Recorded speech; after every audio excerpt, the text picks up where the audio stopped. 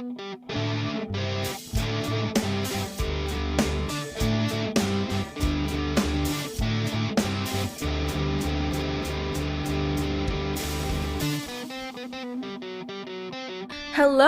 my name is Gray. And my name is Crystal. And this is Bust the Asian Beauties, a supernatural commentary podcast where I, someone who has seen this show several times, And I, someone who only knows the show through social media, discuss every single episode of Supernatural from start to finish.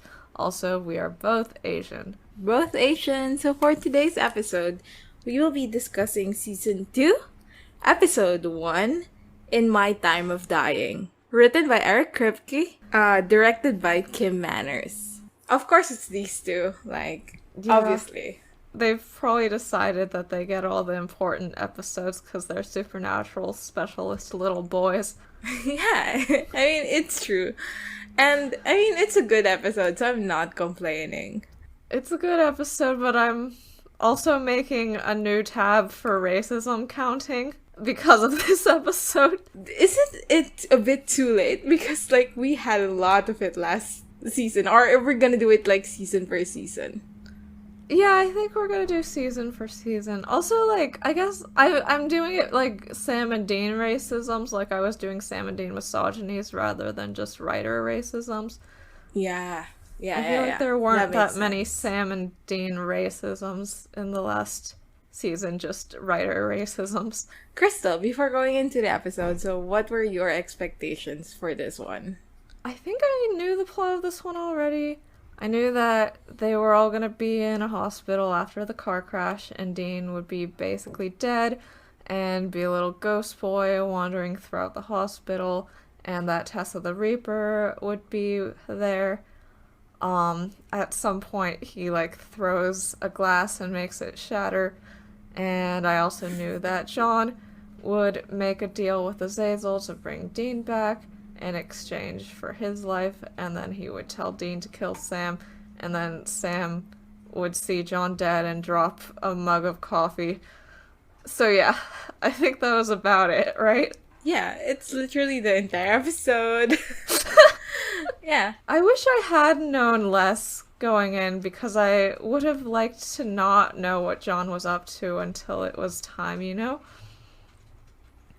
I think there was a lot of retroactive feelings, though, because of the knowledge of what's going on. Yeah. Especially on Sam's side. Right. I'm sure we'll talk about it later, the Yeah. guilt that comes along with how Sam acted in Yeah. John's last few days and all Yeah. that. We'll get into it. Before we start the actual episode, of course, there's the road so far, Yep. because it's the beginning of the season. And oh my god, what a way to hype us up. It's a good road so far. Mm-hmm. We took a break, right? So Yes. we didn't watch Supernatural for quite a while. Yes. And I was like, oh, time to watch Supernatural. And then I turned on the road so far, and I was like, time to fucking watch Supernatural, baby. I was so excited. Yeah, I think I was already sort of excited to watch it again, just because I think I was experiencing withdrawal. But I think once we got to Sam's little face in the road so far, I just perked up like a lost puppy. We don't get a specific song or anything, so there's not really much to comment in that regard. Well, there is a song, I just don't recognize it, and it's not very loud. Yeah, and there's no lyrics, is what I'm trying to say, right? Oh. Wait, is there not? Maybe there... I don't remember. It was not a memorable song. Yeah, there are no lyrics. It's just guitar. Oh, okay. It says it's Stranglehold by Ted Nugent. No! The opening lyrics are, "Here I come again now, baby, like a dog in heat." No, not on Supernatural. Okay, well, here the road so far comes now, baby, like a dog in heat. Okay, yeah, but it opens on Bobby saying, there's a big storm coming and you boys and your daddy are right in the middle of it, which is very fun. I'm glad that they are making Bobby more established. Okay, when they show Mary's death scene, there's a scream, right? Is that from the actual scene, or did they dub a random other scream over it? I'm pretty sure she screams, like, the scream is what wakes John up. Okay. But I'm not sure if that's the same scream that they used. Okay. Yeah. Like a dog in heat. Not on Supernatural. Okay, my other favorite part of the road so far was when they were talking about how there's demons everywhere, and then it shows Meg on that guy outside of Sunrise Apartments, and then the Scarecrow from Scarecrow. The Scarecrow from Scarecrow is demon-coded. Literally. We opened where we ended last time. So, if you recall, last time, a demon truck, well, a demon in a truck hit Sam and Dean and John in the Impala, and they're all bloody. And Bad Moon Rising is playing. All that. The demon from the truck steps out of the vehicle and, like, goes towards the Impala's front door, which is where Sam is, because Sam is driving. Sam is the only one in the group who's still conscious. And as the door opens, we see that he has the gun pointed towards the demon. The demon says, "Oh, you're not gonna shoot me. You're saving that bullet for someone else." And Sam says, "Wanna bet?" Hi. And he has blood all over his face, too, and it's, like, coming out of his nose. Hi. Yeah, he's suffering so terribly. And I it's know, like, right? Hello, Sam. The demon leaves the vessel, and the vessel collapses on the ground as Sam breathes a sigh of relief, and you can literally see the tears in his eyes at this point. And, like, we get that a lot this episode, and every single time I'm like, oh, Sammy. Yeah.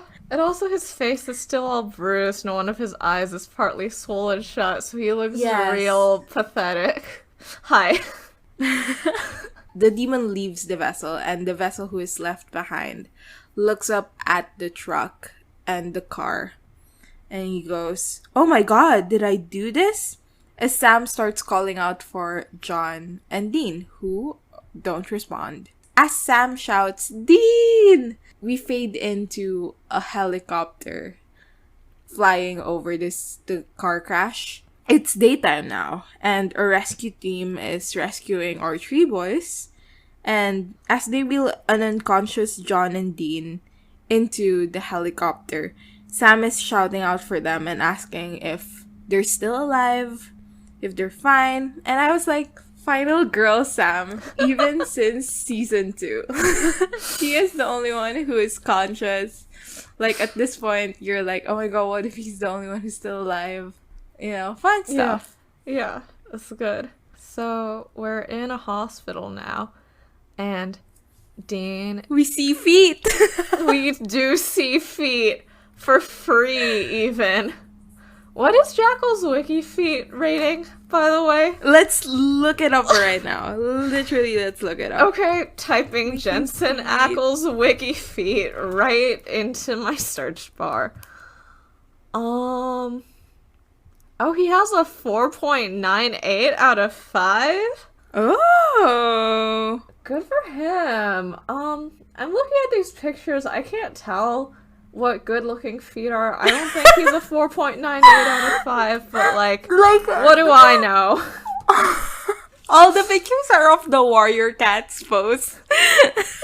The one where he's in the snow, and he's, like... arching his back up like a dog in heat. No! Ted Nugent, get away from our podcast. Okay. So, yeah. Dean wakes up in a hospital bed. Do people in hospital... are they... supposed, like, what are they supposed to be dressed in? Like, is this white t-shirt fan service? That's my question. Literally, like, okay, here's a list of things. I listed them down by numerical order. Yes. 1 is feet. Number 2 is bow legs. Number 3 is he's just in a shirt. Is this fan service? Thin white t-shirt. I think it is fan service. Yeah, the transcript literally says he is wearing a white t-shirt, blue hospital pants, and nothing else. Like, he's practically full frontal. He walks out into the hallway calling out for Sam and for his dad, and he finds like a receptionist or a nurse and tries to talk to her, but she doesn't seem to hear him. He's snapping his fingers in her face, still no response. So he runs back to his room and sees that he is still in the bed, hooked up to a bunch of tubes, and dying. And then we get like a little boom, and then it's the supernatural page. And it's a new one this season, right? Yeah. Before we discuss the logo screen, I don't know what to call it. I just want to say what the number 4 in my list during that scene that I made. The number 4th item is, he's so cute.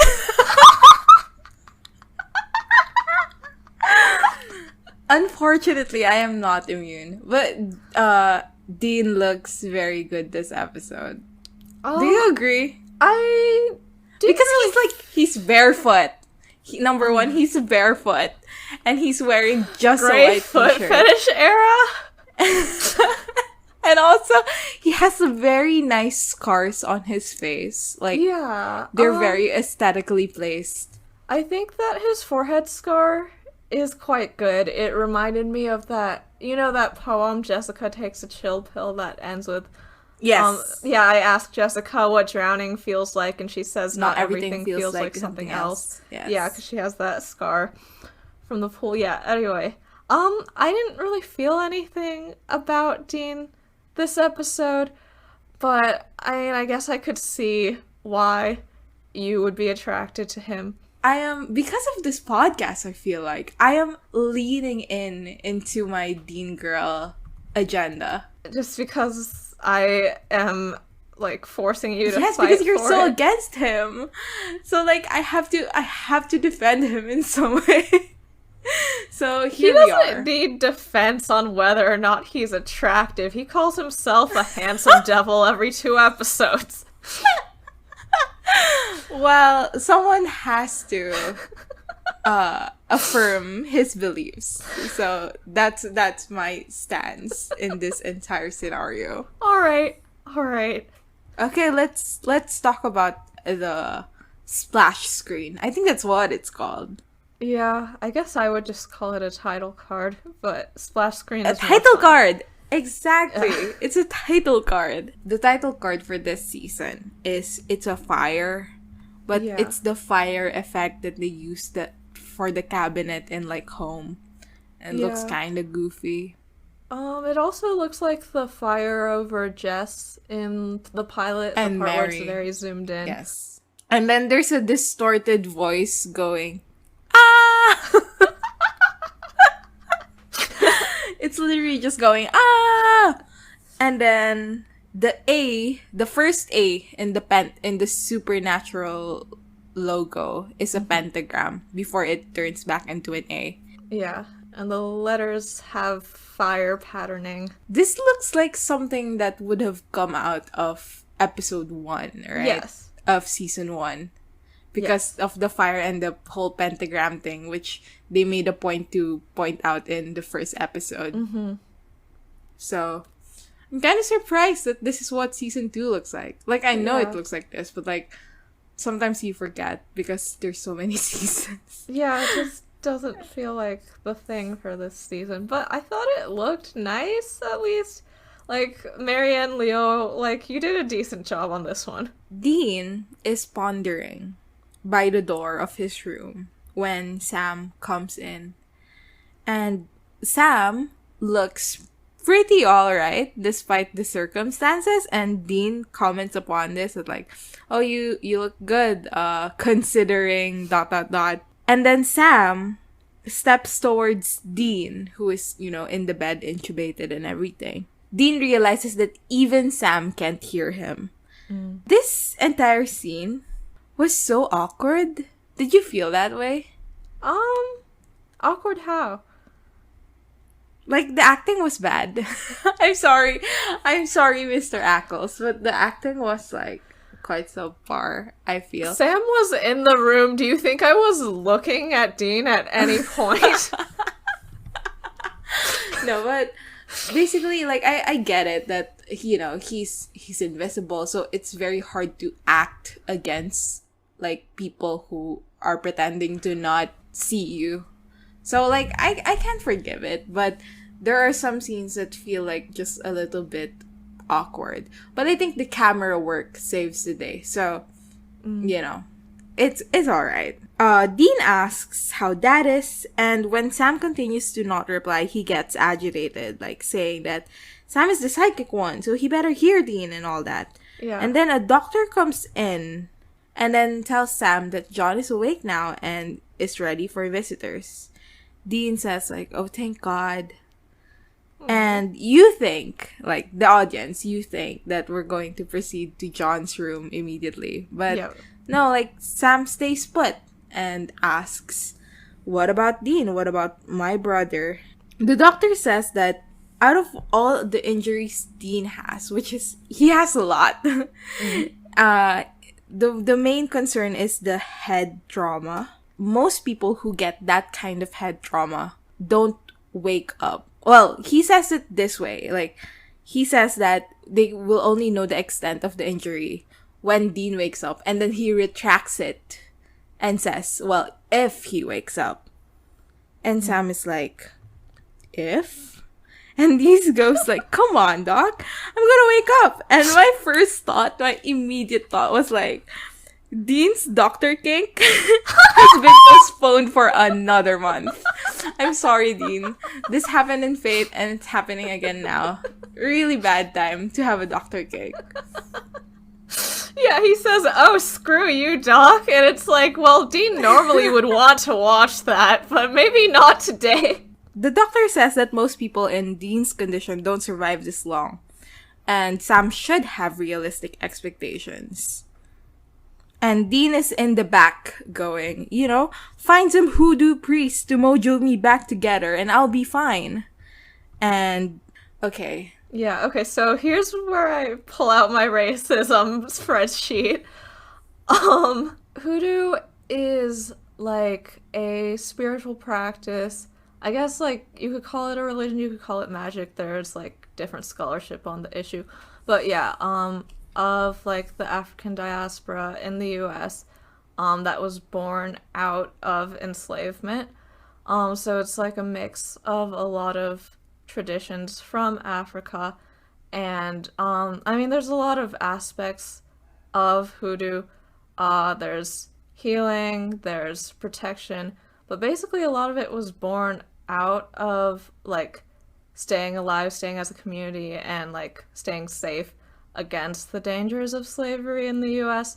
So, like, you know, this is like a actual practice that matters a lot culturally and spiritually. And it's weird that Dean is, like, bringing it up the way that he is, in a way that's, like, very dismissive, right? Like, it's like, oh, yes, like, go, like, find some woo-woo new age guy, you know? Like, it's just, it's not good. I don't like it, and I think I want to give him a racism point for it.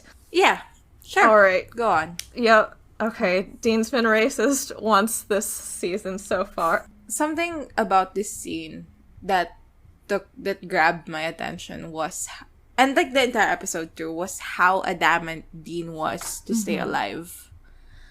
When, you know, half a season ago, we watched Fate.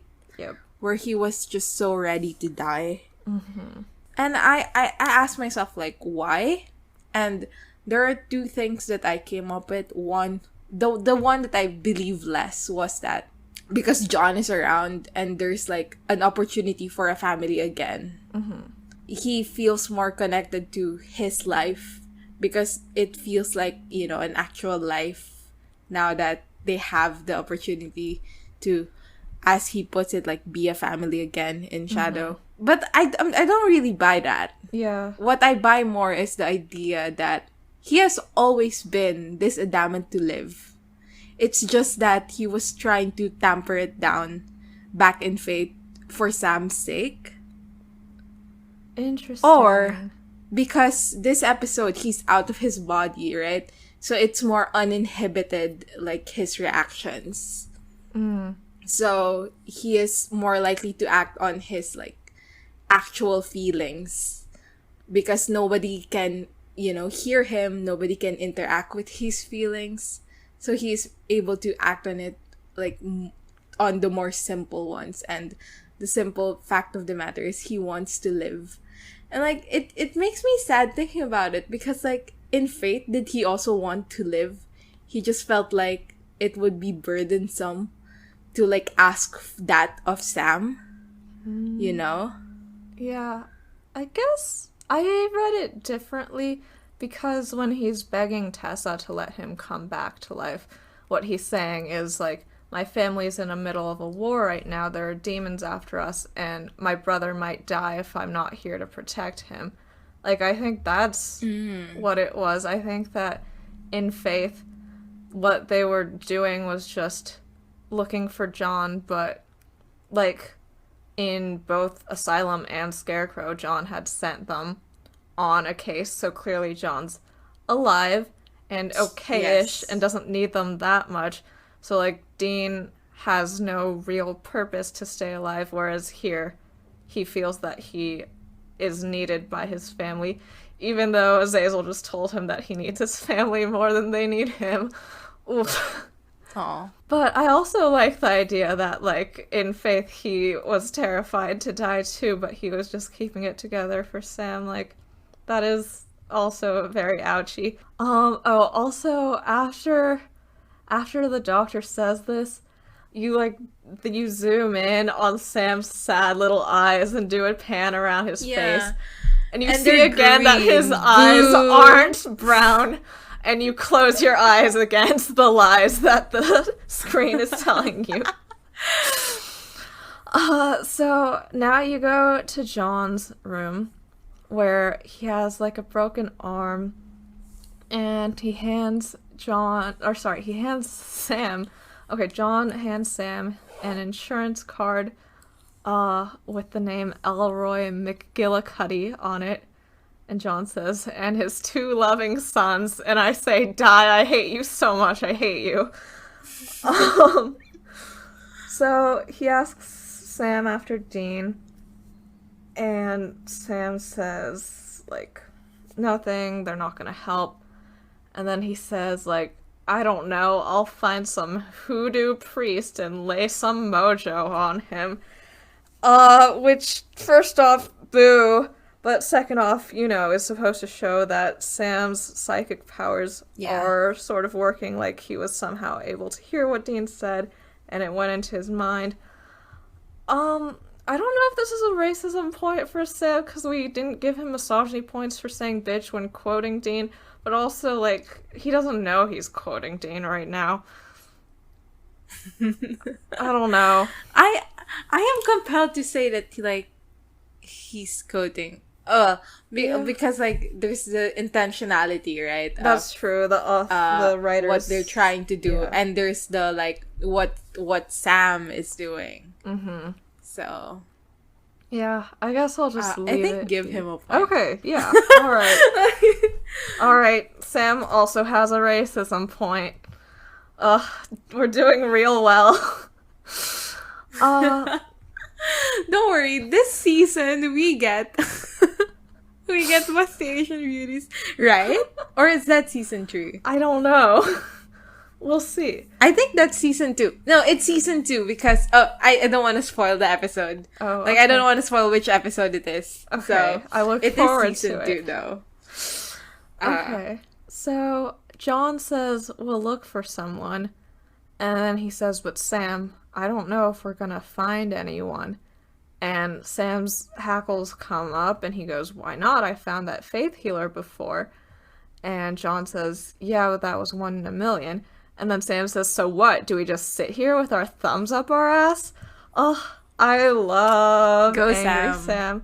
I love Angry Sam. Like you said, like, this episode reminds us a lot of Faith, I suppose. And it's good to know that Sam hasn't changed in how adamant he is about keeping Dean alive. And I guess the only change is that before he was leaving John a nice voicemail, and now he's yelling at him, "Go Sam!" Yeah, also, I don't know if this is a place, but okay, like, did you notice in season 1, right after Dean stands up to John in Dead Man's Blood, Sam, like, doesn't ever yell at John again? Why do you think is that? See, Where are you going with this? I guess during season 1, I was quite angry about this because I thought it was just the writers deciding that the brothers always had to be foils, and as soon as Dean gets a Sam trait, they yoink it away from Sam. But now that, like, Dean's not able to communicate with John, but, like, still angry with John as a ghost, and Sam is here and he is still being angry, I guess the way that I'm viewing it is that growing up, Sam always knew that there was something wrong with the way that they were being brought up, and he knew that someone had to, like, keep everyone sane and, like, make sure everyone knew, like, hey, this is fucked up, and, like, try to get John to change. But he didn't like doing it that much. So as soon as Dean decides to stand up to John at the end of season 1, Sam goes, "Oh, phew, like, I don't have to do this anymore. Like, someone else can take over for me." But now that Dean's out of the picture, Sam, like, has to be the defender of good parent relationships again. So John says, "No, I said we'd look, alright? I'll check under every stone." And, like, he doesn't, though, right? He doesn't. He decided on one stone. He already knew what he was gonna do, even here. Right, because, like, I'll check under every stone. Like, oh, so you're gonna call Bobby to look through his books? You're gonna call Missouri? You're gonna reach out to a network of people and also, like, ask around for, like, human doctors who have specialized, like, training in brain trauma? No, you're not gonna do any of that, John? You're just gonna make out with Azazel? Alright, buddy, you do you. Later on, Sam says that it's the same obsession. Mm-hmm. And I feel like that rings true to this scene where it's like, let's look at every stone. But like to John, the only stone that he should look at is the one related to the demon. Because like pretty much half of his life at this point is just demon. So it's the only thing that he knows, and it's on his mind like constantly. So of course it's the first instinct that's gonna come up to him, you know. And the fact that he just settled with it and he accepted that this is what it is, I feel like speaks to that obsession in a way, you know. So right after that, John asks Sam, "Where's the cult?" And Sam goes, "Your son is dying and you're worried about the cult? Go Sam, sucking your dick." When he said when he said, "Where's the cult?" I paused and then I started crying. And then I messaged you like, "I'm crying for real, not clickbait." Because I don't know, it got to me. Like I know what's gonna happen this episode, right? But still, like, looking, I guess at this point I'm looking at it from Sam's perspective specifically. You know, your brother is dying. Then you hear your dad say like, "Oh, what about the weapon? What about the cult?" Like, of course you're gonna get mad. Yeah. And so when I pressed play and Sam's scoffing and angry, I'm like, "Go Sam," while wiping my tears. Yeah. Ugh. So good. And John says, "We're hunting this demon, and maybe it's hunting us too. That gun may be our only card." Ugh, I'm so sick of you, John. Shut up. He's gonna die at the end of this episode. Thank God. Yeah, so it turns out that it was in the Impala's trunk, so John sends Sam off to go get the Impala and clean out the trunk. And Sam says that he already called Bobby, who's gonna tow the Impala back to his place. Yeah, so John sends Sam out to do that. He says, "You get that colt and you bring it back to me." And he gives Sam a list of things that he needs, presumably for protection against demons. And then Sam asks, the demon said he had plans for me and children like me. Do you have any idea what he meant by that? And John says, no. What a random-ass question. Yeah. Or like maybe the concept is because John got possessed by yellow eyes. Like, right. Their memories intermingled. Yeah. So like, he should know because now he knows what Azazel knows. So, yeah. Azazel? I don't fucking know. I always mispronounce his name. But yeah. Their memories should be the same. Mm-hmm. So maybe it's because of that, but the way it was introduced this episode, it felt very jarring. Like, when he asked that, I was like, oh, why are you asking that? What a weird thing to ask. Like, you literally just said that Dean is dying and you're worried about your brother is dying and you're worried about children and other children like you. Yeah. I guess they're just setting up the Psychic Sam plotline better. Like, that's why they have Dean go, you're the psychic, can't you talk to ghosts? Because I feel like before, Dean would just be like, we're bestie brothers, why can't you hear me? Yeah.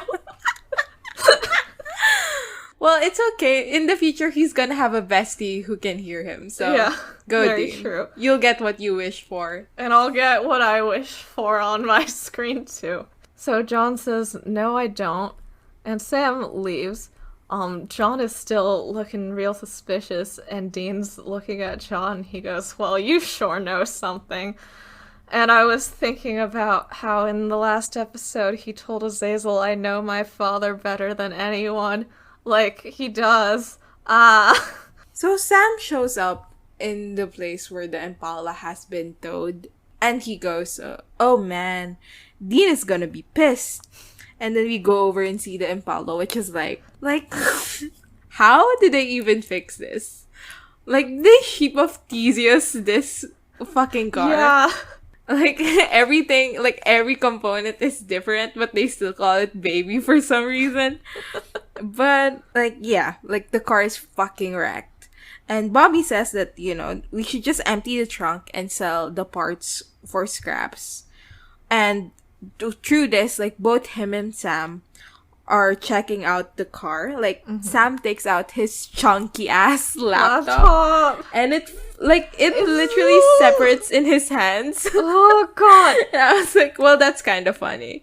Okay, how I felt is, I know some people, when they saw Baby wrecked, felt devastated. I felt nothing. Sam pulled out his gay little laptop with its gay little laptop stickers, and it separated his hands, and I literally was, like, on the brink of tears. I was like, no, not the laptop. How's Sam going to laptop it off without his laptop? Literally the most tragic death in all of Supernatural. I will never get over it.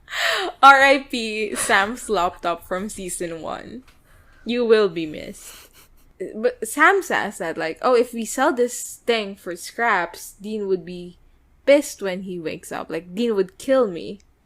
Bobby insists that, you know, everything is destroyed. He unlocks the trunk, and then, like, it falls apart.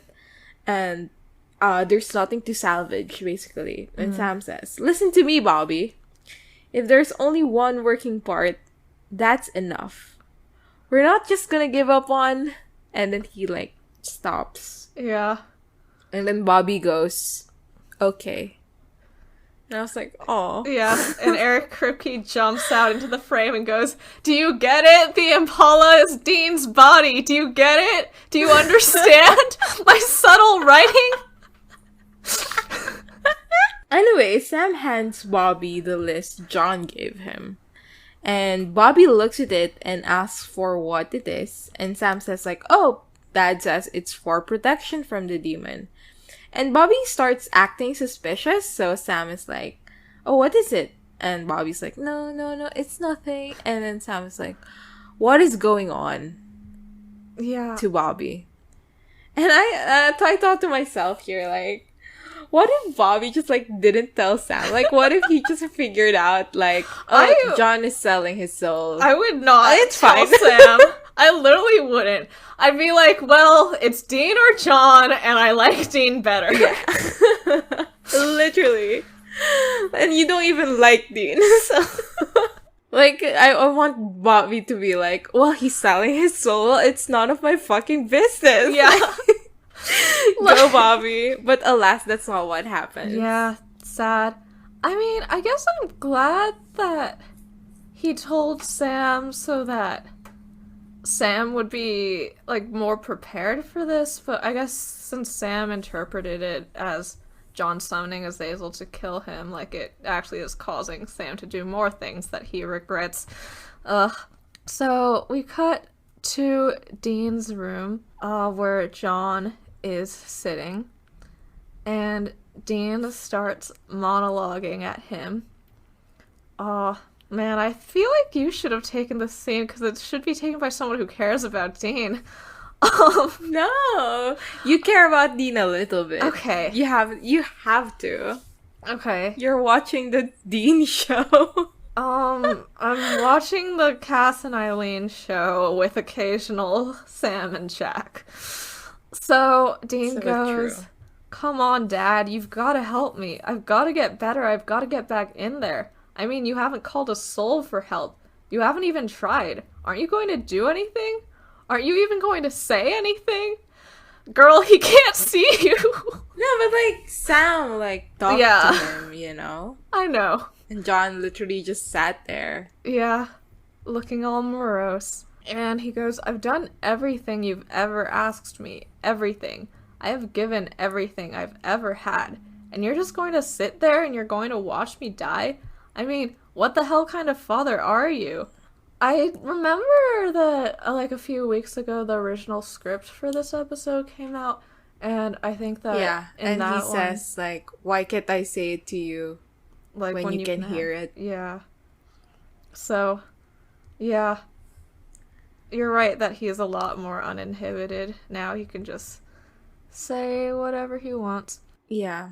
I think that script actually influenced a lot of how I read Dean this episode. Mm-hmm. Like what I said earlier about him, like what having wanted to live in faith as well, just he couldn't express it the same way he can here because nobody can see him. Yeah. Like, you know, the line that like, I can't say this to you if I was like actually dying while alive. Mm-hmm. Like dying in my body while I'm still there.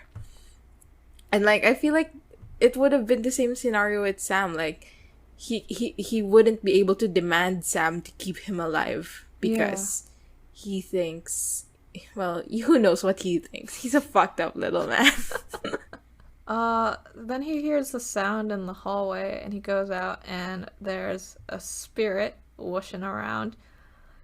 John didn't see it, so Dean follows it down the hallway, and he sees that there's a woman on the floor choking to death, yelling help because she can't breathe.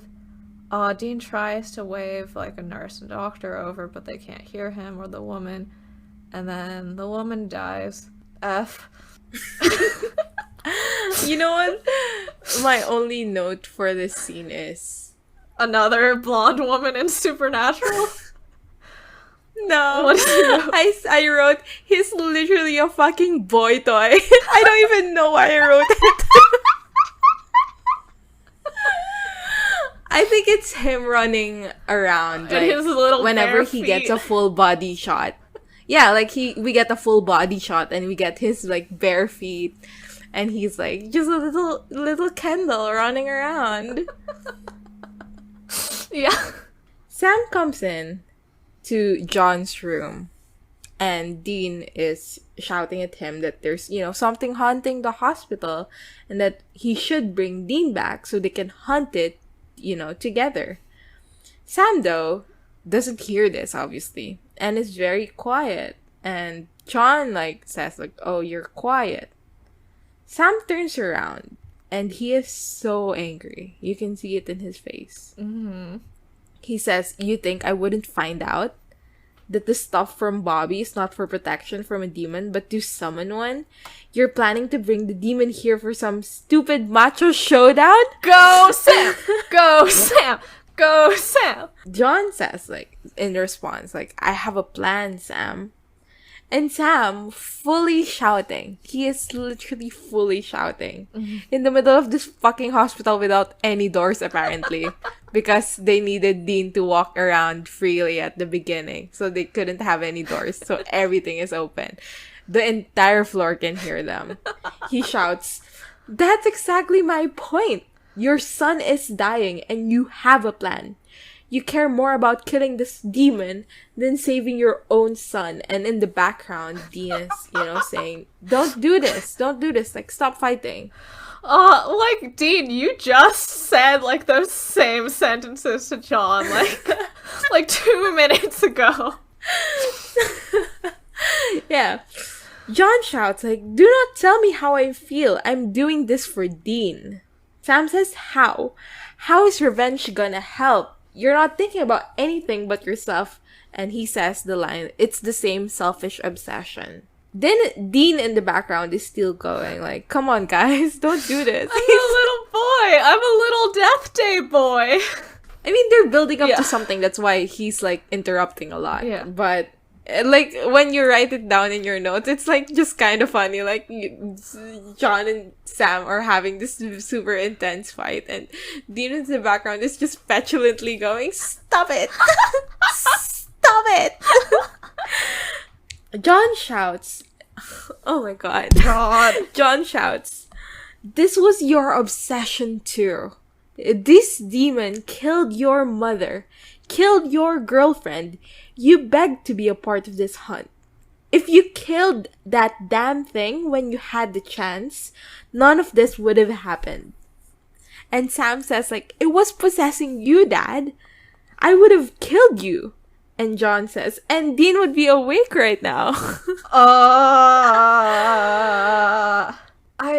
god, how shitty is it to be blaming Sam for this? Like, I get that you're all in, like, really stressed out emotional states, but, like, come on, dude. Like, Sam probably already feels like shit for this whole situation. Like, he, like, gave up revenge to preserve his family, and now his family is so fucked. But, like, God, it's so rude. Also, secondly, like, it wasn't Azazel driving that truck. I feel like if they'd killed Azazel, the other demons would be even more down to hit them with a truck. So, like, Dean is again in the background going, shut up, both of you. As Sam says, go to hell. Well, and he does, Sam. so, like, go, Sam. You did it! I know. You did it, Sam. I know it will make you so fucking miserable. I mean, does it? I think he was, like, fine about John going to hell. I don't think he was that bothered. He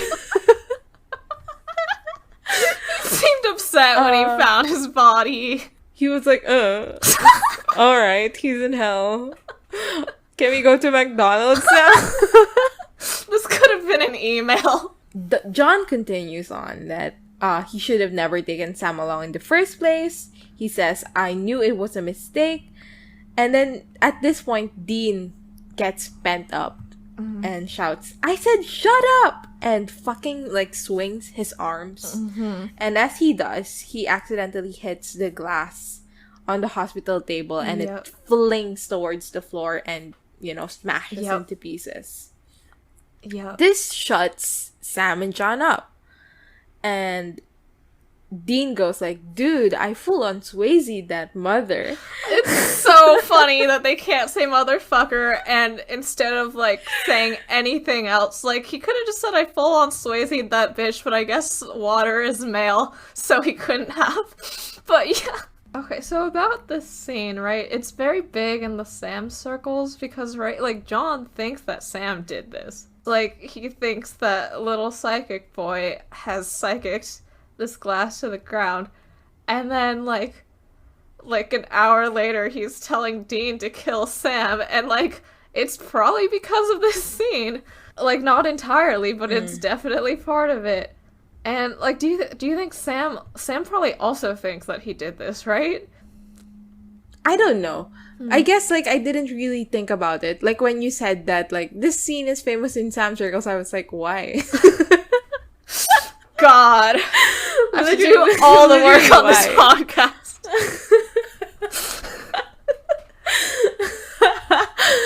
Well, according to our a poll that 9 people answered earlier, most of our fans are Dean fans. So I'm actually doing all the work for Bapfun.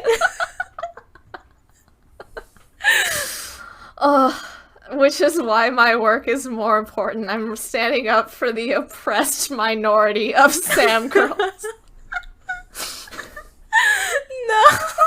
But yeah, I think Sam also thinks that he did this, so like both of them are quite scared of Sam right now.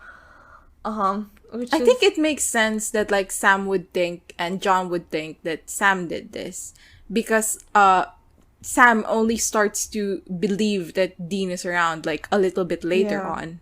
Like prior to that, he didn't really think about it as a possibility. So, yeah. Ugh, man. Right, because this is like, John has just blamed Sam for like not killing Azazel, for causing Dean to die or whatever. And then like, Sam's like, oh, here are my psychic powers that Azazel gave me, showing once more that I'm a monster who hurts my family. Yay! yeah. I guess I'm wondering, because later Azazel tells John, like, Sam's not a threat, you know what he is, right? So I feel like, do you think both John and Sam are thinking now, like, maybe Sam didn't kill Azazel and John because Sam's connection to Azazel means that part of him didn't want to kill Azazel? Oh, interesting. I was wondering about that line too. I guess we'll get into it when we get into it later. But yeah, just Dean shouldn't have broken that glass. It is not good for the Sam-John relationship. Dean, how could you do that? How could you? You're so mean, Dean. Dean starts collapsing and flickering. And then we see nurses running down the hall. And John, like, tells Sam to go see what's going on. Right. The fact that John doesn't even get out of bed for this, like, if Dean hadn't grabbed the Reaper, like, Dean would be dead. And John would have, like, been like, oh, Sammy, are you back from your errand yet? Oh, you watched Dean die? Whoops. They go down the hall, and we're in Dean's room, and he is super dying. They're, like, trying to... What are they called? Defibrillators? They're like putting defibrillators on his bare chest. Is this fancy? He's literally dying. Okay, so yeah, they're trying to. I was like, where are the scratches? Where are the sexy scratches on his body? Yeah, exactly. Like, how did they just heal? Like, we saw them like go across his chest. But they're gone. Okay, so they're like trying to resuscitate him. And Sam's standing in the doorway, like tearing up, whispering no. And they keep trying and there's no pulse. And then Dean shows up and he sees the spirit from earlier floating over his body. And he yells at it, "Get the hell away from me! I said get back!" Sam seems to have heard something at Dean's statement, and then Dean grabs the spirit, and it, like, throws him out of the room and flies away, and Dean's pulse is back. Sam is sighing in relief, and Dean tells Sam, "Don't worry, Sammy, I'm not going anywhere. I'm getting that thing before it gets me. It's some kind of spirit, but I could grab it, and if I can grab it, I can kill it." I loved this scene because of the camera work. Like, it's a long shot. Is that what you call it? It's like, it's just one shot, yeah, like, and like the entire continuous shot, the correct yeah, word, I maybe? think I have no fucking idea. Okay. What is film? I don't know. But like, it's just one like continuous motion. Like, because of the plot of the episode, which is that Dean is a ghost, basically. Like, they get to play around a lot with how he appears and disappears in different Yeah. scenes. So, like, it's this one specifically and the Ouija board scene that I was like, well, that's pretty cool. Yeah. I like that. That's entertaining to watch. Yeah. So Dean's going around the halls and then he hears a woman yelling, "Can't you see me? Why won't you look at me? Somebody talk to me. Say something, please." And Dean realizes that she can see him and he seems to be the only one who can see her. So she introduces herself as Tessa. Tessa! She asks, "What's happening to me? Am I dead?" And Dean says, "That sorta depends." Tessa and Dean go in front of Tessa's hospital room, and they're watching as her monitors beep by. She says, like, she just came in for an appendectomy. You know, Dean like, kind of trying to break the ice, I guess, and he's like, "Hate to break it to you, but I think something went wrong." And she, like, paces around a bit and says, like, "Oh, this must just be an incredibly weird dream, an incredibly weird, vivid dream." And Dean says, like, "It's not. It's an out-of-body experience." And Tessa asks, like, "What are you, some kind of new agey guy?" And then Dean explains that out-of-body experiences are actually is actually a very old idea, called in different names in different cultures. So, like, bilocation, crisis apparition, fetches. My question is, like, do you have this in, like, your just have you encountered, like, this concept before? Not that I can think of. But again, I'm not that connected to Chinese culture. Yeah. In the Philippines, there is a concept called sundo. And the English of that is literally fetch. Oh, when Dean said fetch, I was like, huh. Is this what's happening? The concept is like, an old relative who died is going to approach you when you die and is gonna guide you towards the light, basically. That's nice. So he explains that, spirits of people close to death is, what's happening to them. So Tess asks, "Oh, so we're close to death, we're gonna die." And Dean says, "No, not if we hold on. We can get better. We can get back in there and wake up." Sure, bud. You're literally a ghost. Okay, I think the one question I have about Tessa, the situation, what do people in hospital beds who just had a complication from surgery wear?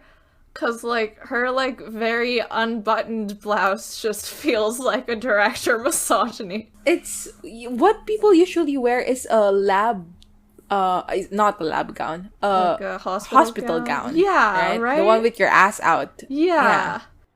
But, like, obviously they can't have an ass out scenario in this situation, so. Right, so it's just a tits out scenario. Yeah. Yeah. Now we are back in John's room, and Sam is telling him that he felt a presence that felt like Dean there, like maybe his spirit is still around. And John says, "Well, yeah, that's possible. Anything's possible." And Sam heads out because he says he's gonna find out if Dean's there by picking something up. And then, before he goes, John says, "Wait, Sam, I promise I won't hunt this demon. Not until we know Dean's okay."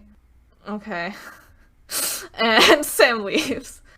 Dean tells Tessa, "I gotta say, I'm impressed with you. Most people in your spot would be jello right now, but you're taking this pretty well. Maybe a little better than me." And Tessa says, like, "Yeah, I'm, like, dealing with it." And Dean asks if she's okay with dying. And she says, "No, of course not. I just think whatever's gonna happen is gonna happen. It's out of my control. It's fate." And Dean says, "Well, that's crap. You always have a choice. You can either roll over and die, or you can keep fighting no matter what." He's literally victim blaming people for dying right now. Real men don't roll over and die. They keep fighting no matter what. Like, I get that you're projecting, but it's so funny. It's quite funny because like the whole concept of like people like fighting to live. Yeah. It's like, you hear that a lot, right? Like when someone has like, an illness that's like causing death and they're like, just fight. And it's like, man. But also this made me think about my relationship with the concept of fate. Fate. And I am so against it. And now that I think about it, I think Supernatural has a big part of that philosophy of mine. Like, it's embarrassing to admit that like a TV show has cemented one of my main beliefs in life. Not but a like TV show, just Supernatural is embarrassing. No. Name one TV show that will like influence your belief in like soulmates and fate and etc. and like would be reasonable. I haven't watched Russian Doll, but I hear that that's good. Oh yeah, it's fucking good. You're right. No, but like, yeah, I am so against the concept of like, not against as in I don't believe it's a thing, just against as in if it's a thing, then it's a thing that I hate, So very, very supernatural core. Yes. Life is out of my control because there's a higher being that is writing my story. But I hate it. I hate that concept, and I'm not gonna roll over and accept it. So yeah. I think I purely got that from Supernatural, and the realization has scared me, has shook me to my core. Okay, the thing about this scene, right? Later on, when we find out that Tessa's a Reaper, Dean goes like, "Ugh, I should have known. You were way too chill about dying." So I guess we were supposed to pick up that she was being weird this scene, but I did not pick any of that up because I watched Andrea in Dead in the Water watch her dad admit to murder and then kill himself, and then her son almost die, and the next day be totally fine with full makeup and make Sam and Dean sandwiches. Like, if you wanted me to like pick up on this being weird, you should have written realistic women before this. Did you not know that Tessa was a Reaper? I did know that Tessa was a Reaper, but I didn't think she was being weird in this scene, Like, I was like, a random, like, real woman on Supernatural would say all of this, too.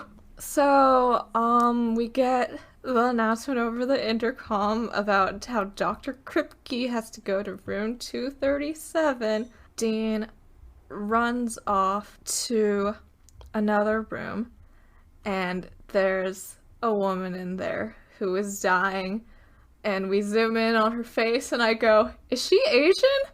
She is.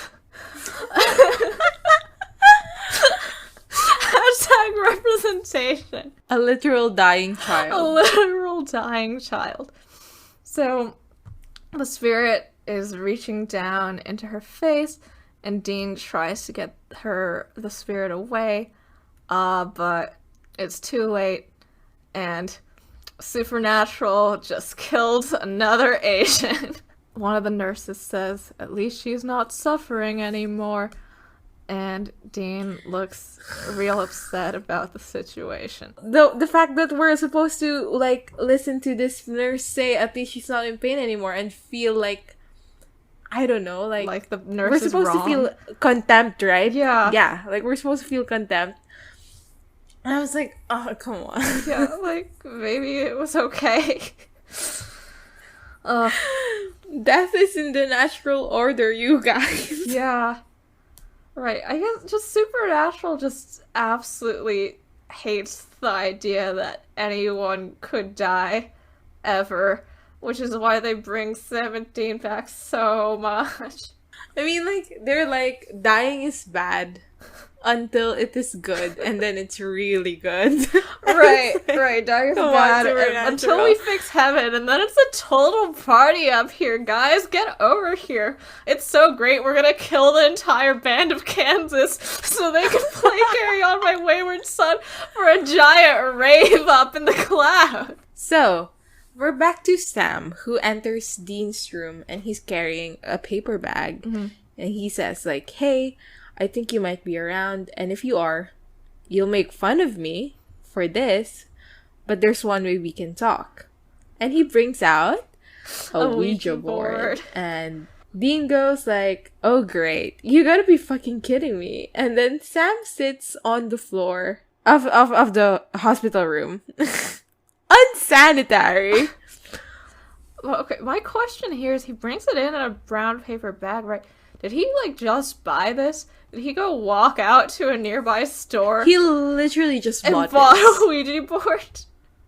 What a king. He literally He couldn't even drive. He had to, like, walk to the store. He probably had to try multiple stores. Being like, hey, my brother's dying in the hospital. Can I have a Ouija board, please? So Sam sits on the floor and he lays out the board. And he asks Dean if Dean is around. God. Like, my notes literally says, he asks if Dean is around. What?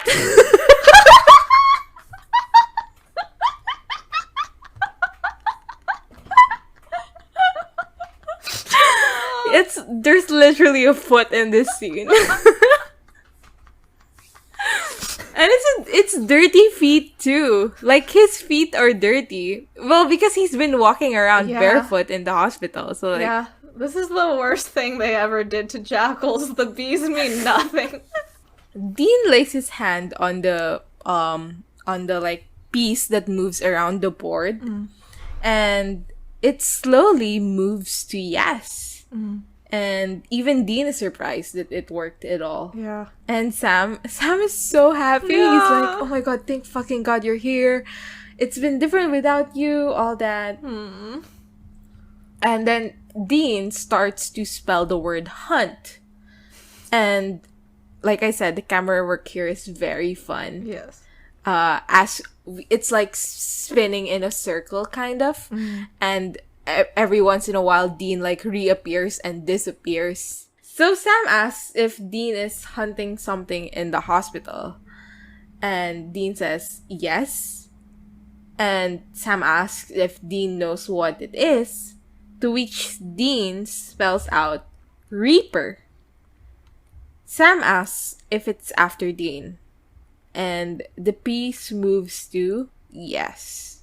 And Sam looks really sad. Yeah, he's really sad. He concludes that if it is after Dean, and it's after Dean naturally, then there's nothing they can do about it. But then he backtracks, and then he goes, Dad will know what to do. There's gotta be a way. So he goes to John's room, and he finds that the bed is empty. Yeah. Oh, also, when Sam says that, Dean replies, yeah, you can't kill death. Don't they do that in the season 10 finale? They literally do. I mean, like, they kill death, and then they kill death again. Yeah. And then they kill death 3 times. Turns out you can kill death. Yep. So, we go to the boiler room, where John is. Boil him! Boil him! Boil him! God, this is probably not relevant, but, like, whenever there's a boiler room in a show, I think about, like, a stand-up bit that I heard about, like, this gym where, like, after everyone goes to the gym, like, all the hot gay guys go into the boiler room to jerk each other off. So, like, that is what boiler rooms are to me now. So I was like, oh, the room where John and Azazel go to jerk each other off. He goes into the boiler room with a big bag, and he pulls out some chalk and starts drawing on the floor. Meanwhile, in Dean's room, Sam comes in with John's journal. And I don't know, I think it's so good that Sam went in, saw that John was gone, and was like, okay, whatever. He literally was like, whatever.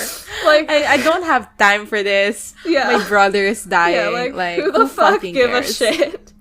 Do you think that he thought that John was going off to summon Azazel? Because he would have noticed that the bag was gone, right? Or do you think that he believed John when he promised that he wasn't going to hunt Azazel? No, he for sure. Yeah. Because later on, he confronts John, right? Right. Like, did you go out last night?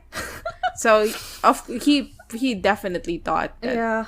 John was out and about trying to hunt down the fucking demon. Yeah, so I don't know. I just love that Sam was like, okay, John's going to do this revenge thing that I used to be really into, and I don't give a shit. Like, bye, go die. I don't care. Yeah, so he comes back with John's journal, and he says maybe there's something here. So they go through it.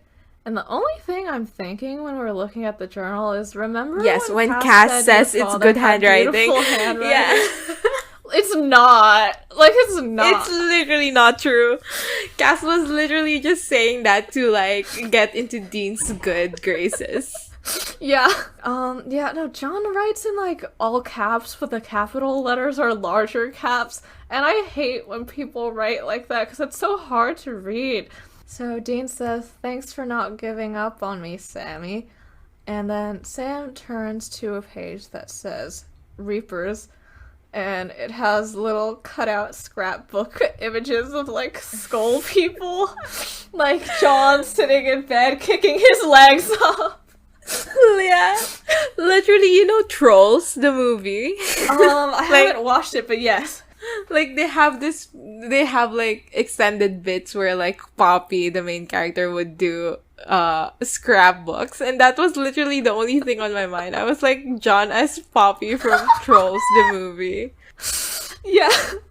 And Dean reads something that makes him really upset. I paused the screen so I could go back and try to decipher John's awful handwriting to see what made Dean so upset. But, like, I don't see it. Like, I don't know what clued him in.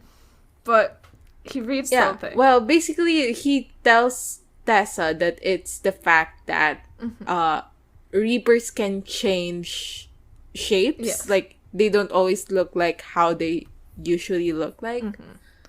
So the Reaper last time was goth. Yes. We have established this. And the Reaper this time was having, like, a bit of a freaky moment. Be like a weird spirit. Yeah. Who fucking cares? Yeah. And then became transgender, so hashtag trans feminine moments. Yeah. Because when Dean reads that, he says, son of a bitch, which means that he's now gendering Tessa as male? Like, now that he knows that she's a Reaper? Like, transphobia moments from Dean, truly. Right, because it's like, he also calls, like, demons as a whole son of a bitch, but he first called Meg a bitch. Like, he just seems to, like, be gendering... think that supernatural beings are male. Or maybe he's, again, using this Spanish, grammar usage of, like, the general idea is always masculine. Right, yeah. So he goes down the hallway and sees Tessa on the edge of a bed, and she's out of her highly unbuttoned blouse now, and she's in a low neckline black dress now. Oh, I hate the costume designers on Supernatural so much. I hate them. I do think it's fun that she was like, oh, I hear Dean figured it out. Outfit change time, baby. So Tessa goes, hi, Dean. And he says, you read the most interesting things. For example, did you know that Reapers can alter human perception? I sure didn't. Basically, they can make themselves appear however they want. Like, say, a pretty girl. You are much prettier than the last Reaper I met. Okay, I know what he's upset about, but he literally says, like, always take a girl swimming on the first date because they might be a fugly-ass Reaper underneath all that makeup. False advertising, bro. I still don't get, like, how he came to the conclusion that, Reapers can change shape, therefore Tessa is a Reaper. Right, like, we're supposed to think that it was just because she was too chill about being dead. Like, Dean, you were in Dead of the Water, you were there. You saw Andrea. So, yeah, like, okay, and this is even funnier in the context that in the original script, doesn't he kind of proposition Tessa? I guess I didn't read that part. Okay, well, I mean, he basically does the, like, last night on Earth move on her. Oh, Jesus Christ. Right. So this is literally, like, always take a girl swimming on the first day. Yeah, he says, I should have known. That whole accepting fate rap of yours is far too laid back for a dead chick. Okay, Dean. Well, he doesn't say chick. He says girl. But the transcript says chick, and the caption says chick, and I'm like, why? Why are you trying to give Dean a misogyny point, you guys? They're on my side. He already has enough. Okay, yeah, I guess, okay, so yeah, it's far too laid back for a dead girl. And then it turns out that Tessa, like, made him see the body and her mom there. And he says, what? Is this like a turn-on for you? What? Toying with me? What a fucking weirdo. Imagine if he'd said this to the Faith Reaper. Like... I can see him doing it. That's true. I can see him doing it. It's like trying to kill him. He's like, what? Is this a turn-on for you?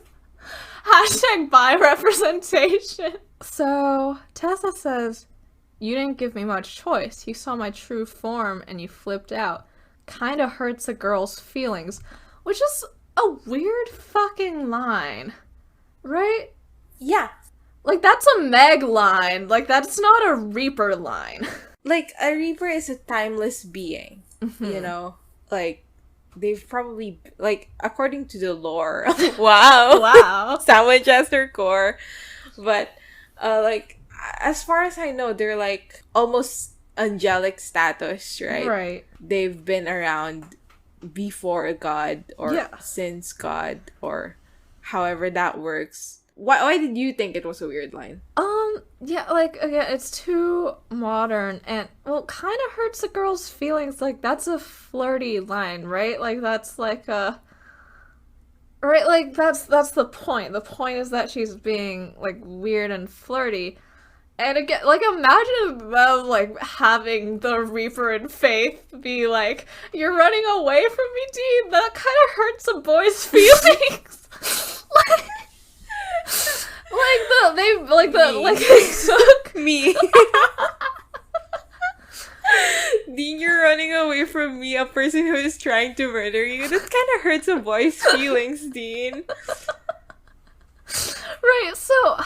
Yeah, like, they took a Reaper, they were like, okay, she's gonna be played by a young woman, let's immediately, like, make her flirty and emphasize her gender and her attractiveness.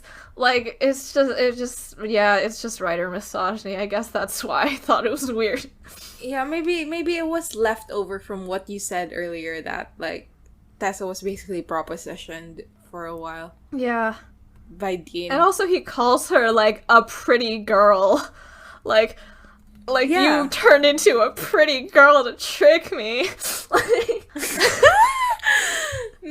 Sounds bad. Yeah. Sounds absolutely horrendous. Yeah. It's not good. Right. So she says, this was the only way I could get you to talk to me. So true, Tessa.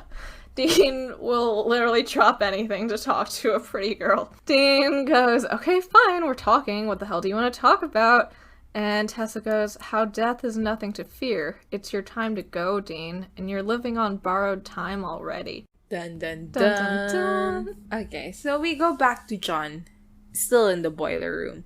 And he's like doing a ritual, so he's slicing his palm open. He's lighting a match and dropping it into like a little pot. He's reciting something. And when the ritual is done, he stands up and he looks around. And it's very tense for a little while. And then a guy comes in and grabs his shoulder and asks him, like, what are you doing in here? And John acts defensive and the guy says, explain to security. When the guy starts to walk away, John pulls out the Colt and says, how stupid do you think I am? And the person's eyes turn yellow. Ooh. And he says, you really want an honest answer to that? And the way he says it is very flirtatious. Literally John Zazel truthing. Yeah. And, like, John has, like, a little smile on his face, right? Uh-huh. I mean, if you chase someone for like how many fucking years? 23. Yeah.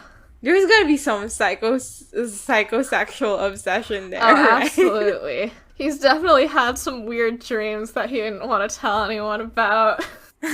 Yeah. Oh, I think, like, I mean, first he definitely recognized him just because it's, like, a weird coincidence that he showed up at the end of the ritual. But I guess, like, I also like the idea that, like, however briefly you're possessed by someone, like, you, the vessel, can still recognize them somehow because they left part of them behind in you. So 2 other demons walk in and go behind John. And then Yellow Eyes says, like, you surprised me, John. I took you for a lot of things, but suicidally reckless wasn't one of them. John says, I can always shoot you. This entire scene is so laden with something. It's laden with something. Oh, Azazel, I just want to shoot my big load into you. No!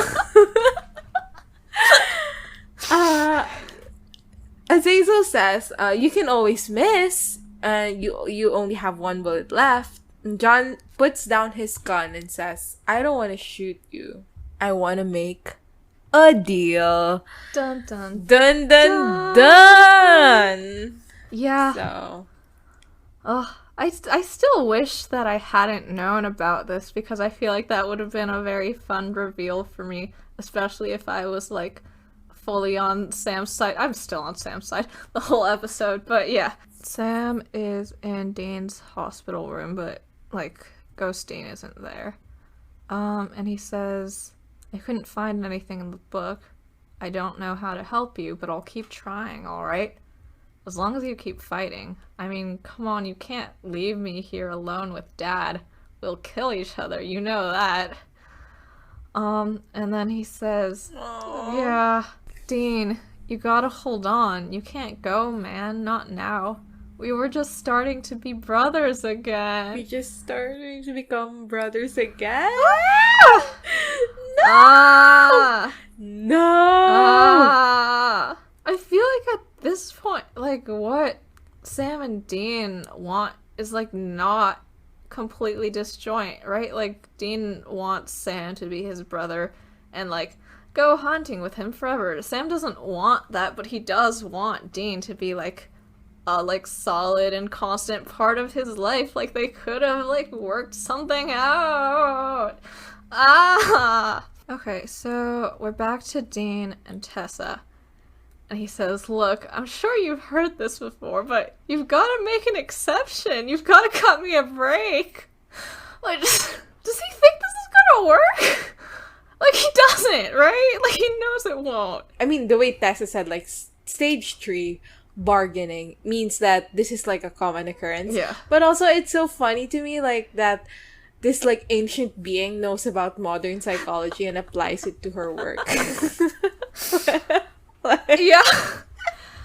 I mean, I guess if she is on Earth during, like, all the times that people are dying, she probably sees people going through grief a lot during, like, the brief moments that she yanks people out. So, yeah, but yeah, no, it's fun.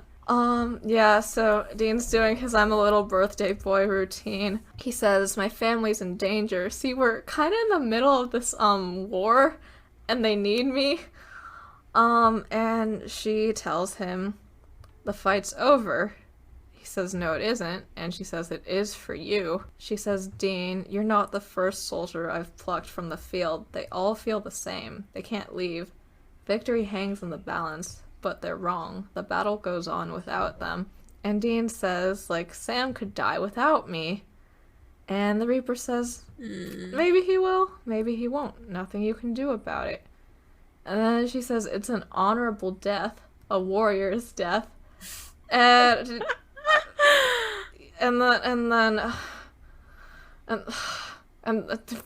then Dean says a line. Okay, wait, Gray, you know what he's referencing with the 72 virgins, right? I mean, yes, but go on. Yeah, so, okay, should we...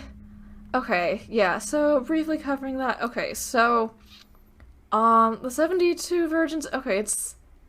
Okay, within the actual Quran, there's, like, a line about how in heaven everyone will have, like, a purified spouse, but there's nothing really more specific than that.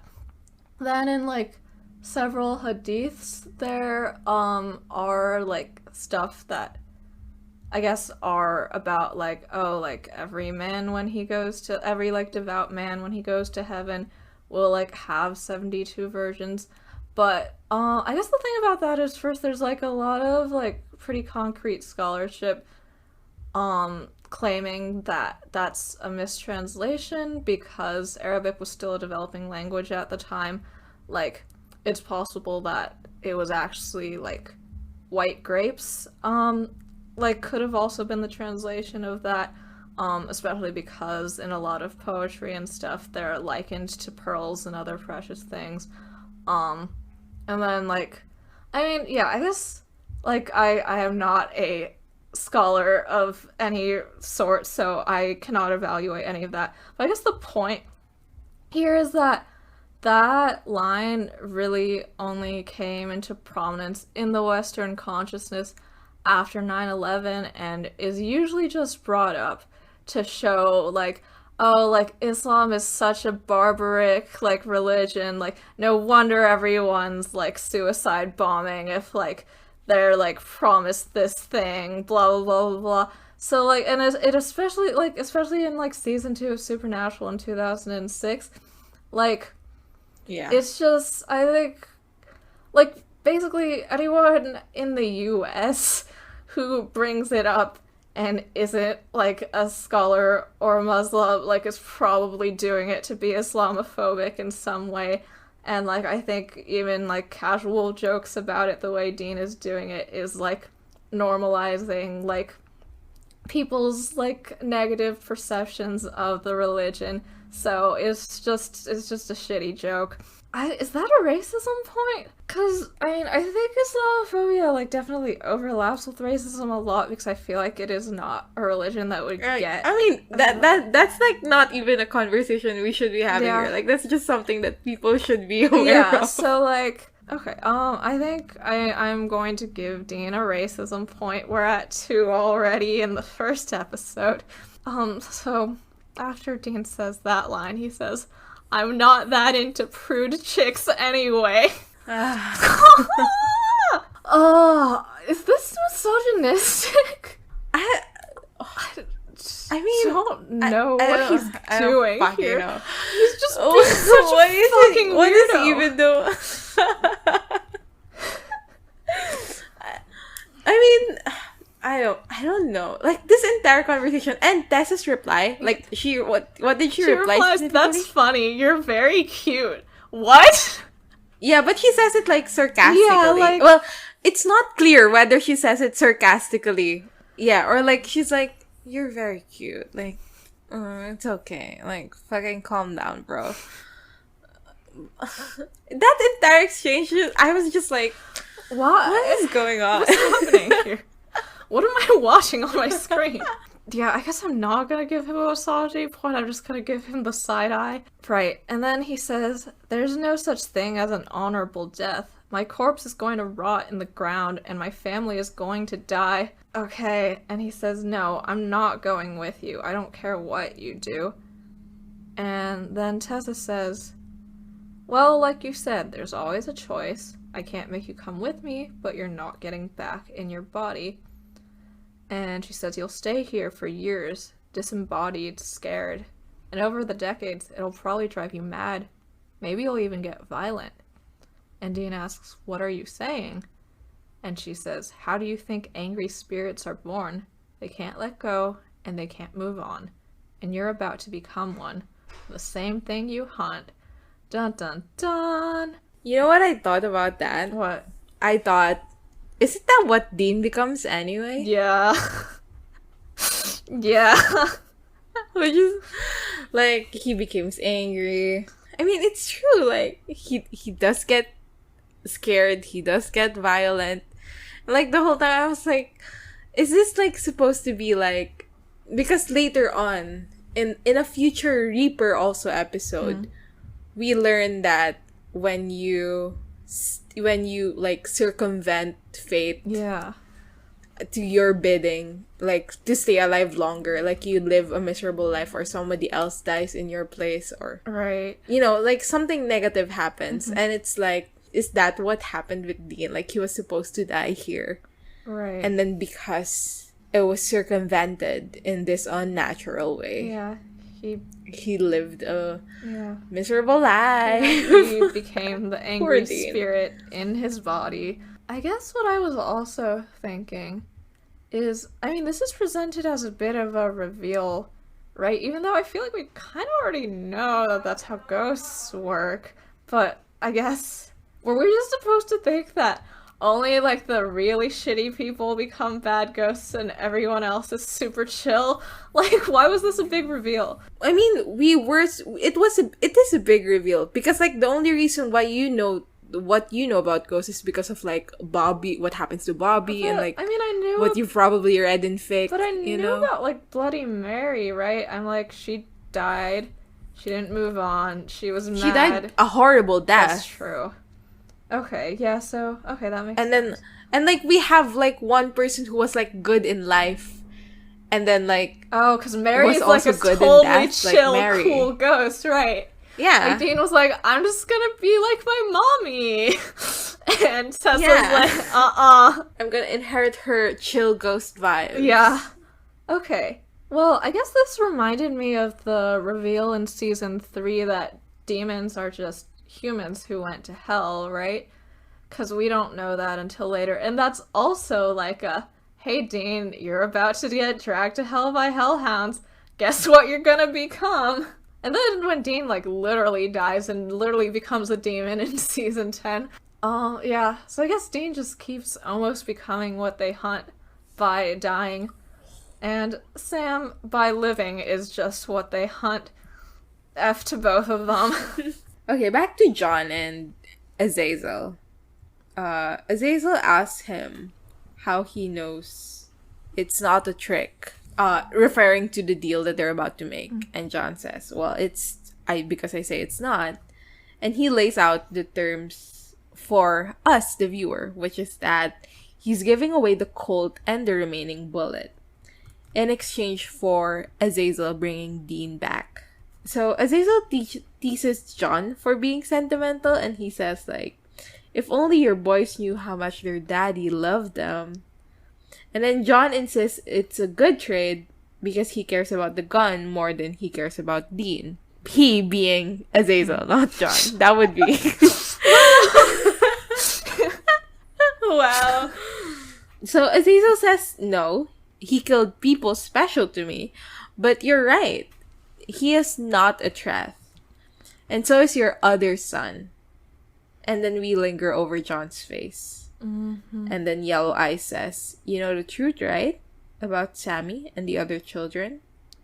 John says, yes. I've known for a while. Boo. Okay. Yeah. Like, my thoughts regarding this was the line, not a threat. Like, Sam being not a threat. Mm-hmm.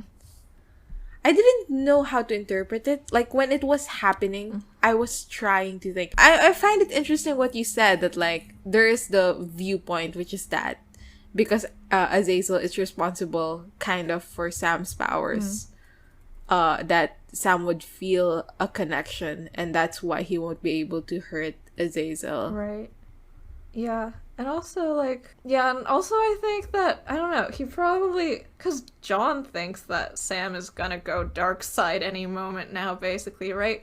Azazel probably also thinks, like, Sam's gonna go dark side any moment and join him. Yeah, that's...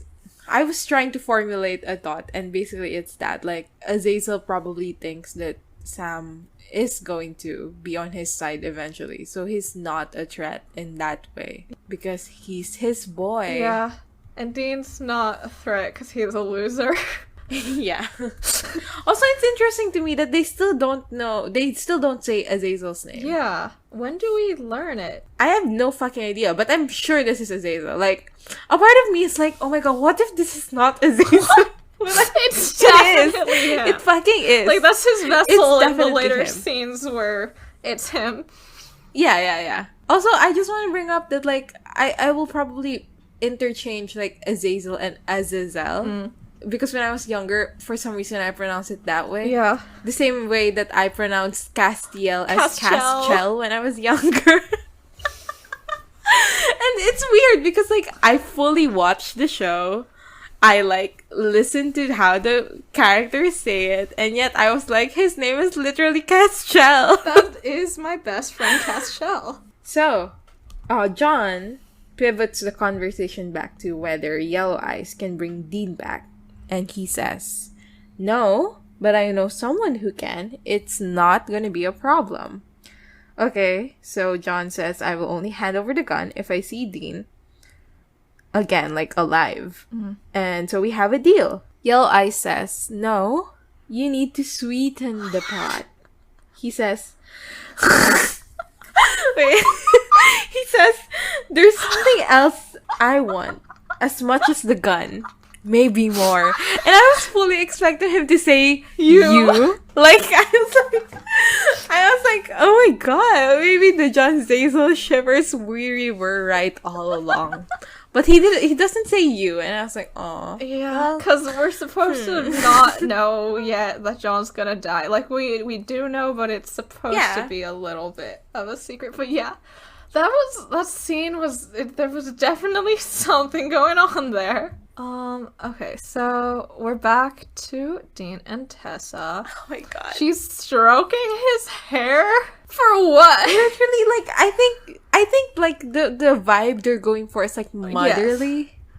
I agree. Yeah. But it's still weird because Dean called her a pretty girl. I mean, it's not that weird. So she tells him it's time to put the pain behind you.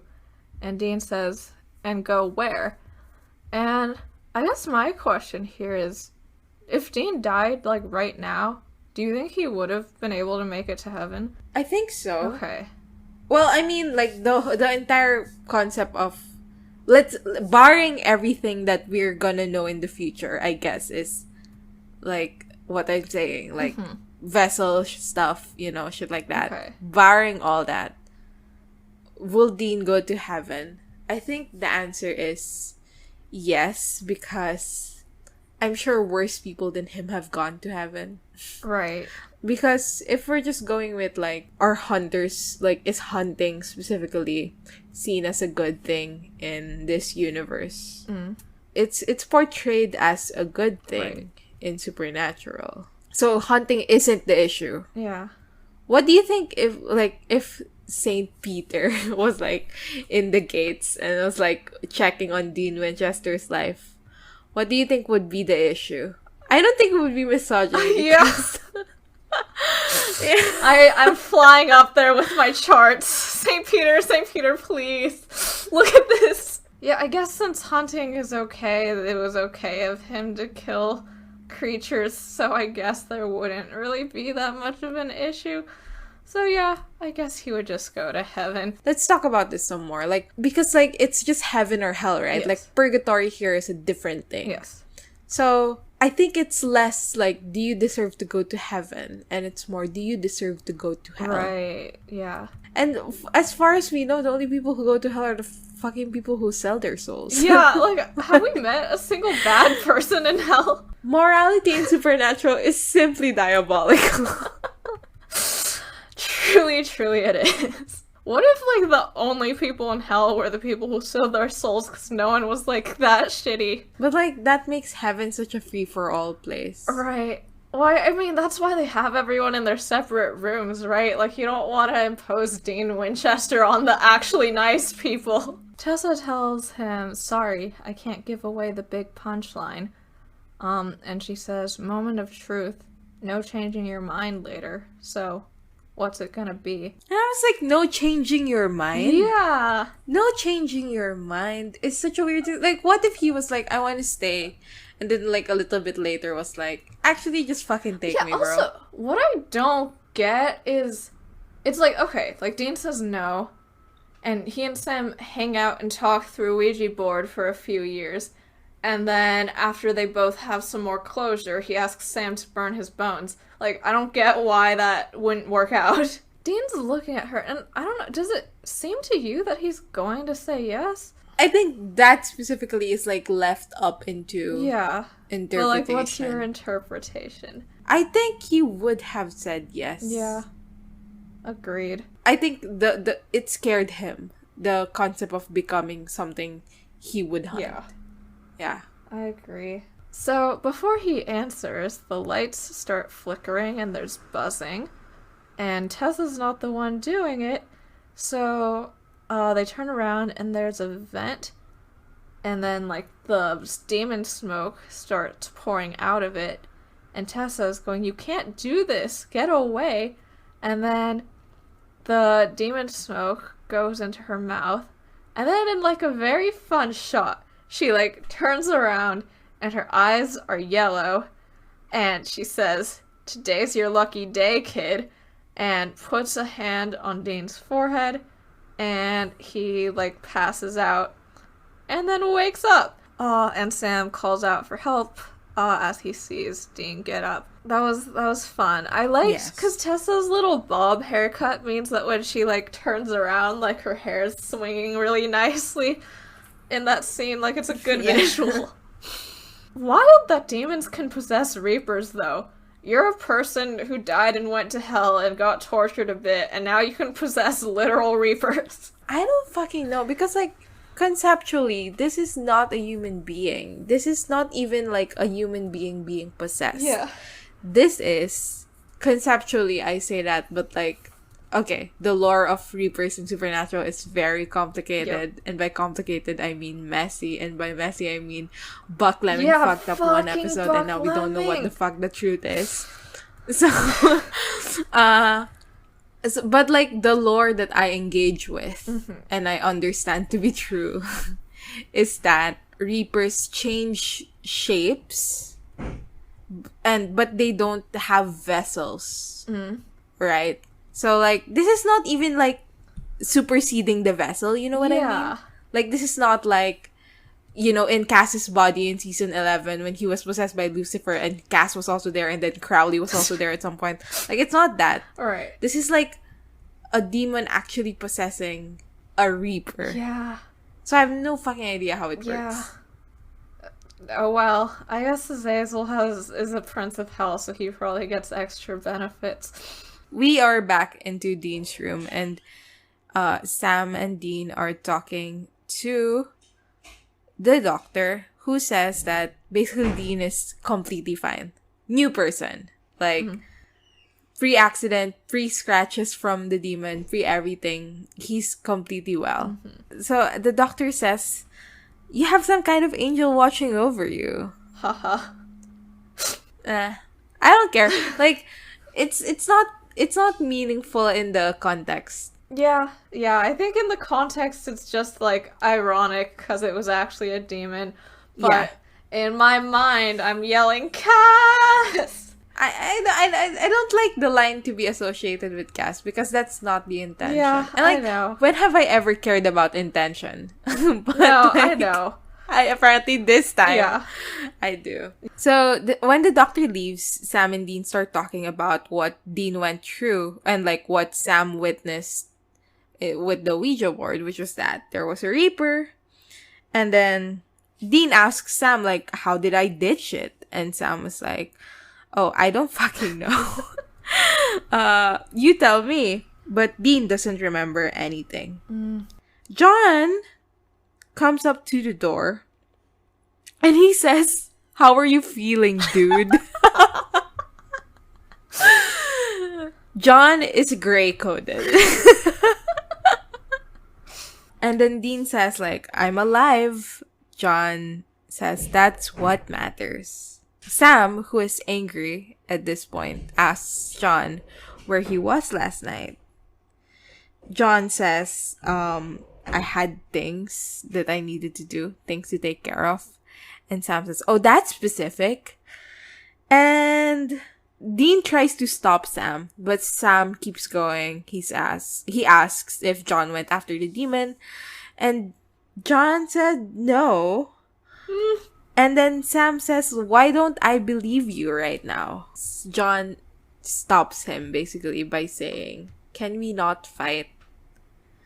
And he says that half the time that they're fighting, he doesn't even know what they're fighting about. They're just butting heads. He says, Sammy, I've made some mistakes, but I've always done the best I could. I just don't want to fight anymore, okay?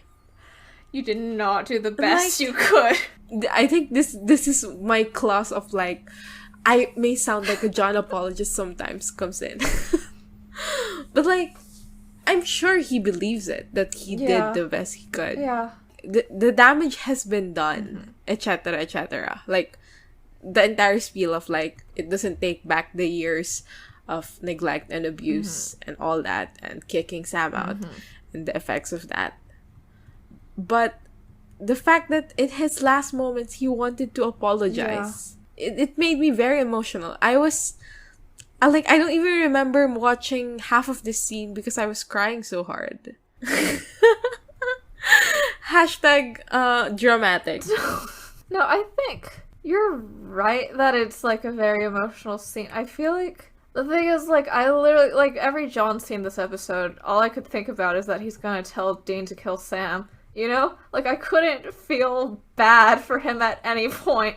Like, I was like, oh, it's nice that he wants, like, his last moments on Earth to, like, repair his relationship with his son's weight. No, he did something else. No, it's not that I feel bad for him specifically. It's just I feel bad for the circumstances that they have found themselves in. Yeah. You said, like, a couple of episodes ago, or maybe it was last episode in the wrap-up, that if they made it out of this one alive, all three of them, they could have had the opportunity to be a better family. Yeah. And it's that loss of opportunity that gets to me. Because, of course, you can't turn back time. And you can't make up for what's been lost in the past. Like, the concrete things that have been lost. But you can try to be better in the future. And I think I've applied this to, like, Destia and, like, Sam and Dean and, like, just those relationships in the past. But, you know, the concept of sometimes apologizing means staying away. Yeah. And sometimes apologizing means staying and fixing what was broken. Yeah. I feel like this, you know, a family relationship like Sam, John, and Dean, I think all three of them would have wanted to do the, like, well, Sam probably wouldn't have, but Dean, for example, would have wanted the option of, like, let's just stick together and fix what's broken. Yeah. And it's the loss of that like gets to me. Right. That, like, they didn't even have the opportunity to be better. He didn't have the opportunity to be a better father. Yeah. And, like, his children didn't have the opportunity to experience what it's like to have a better father. Yeah. So Sam asks John, like, oh, Dad, are you alright? Because he starts sensing that something's wrong. Especially because John is very teary-eyed, too, at this point. John says, I'm just a little tired, but can you get me some coffee? So Sam goes to get some coffee. And I was like, couldn't you have said, like, I love you? I know, right? Couldn't you have said, like, I love you to Sam? Yeah. Like, everything happened with Dean. Like, he was like, I'm proud of you. I'm so proud of you, Dean.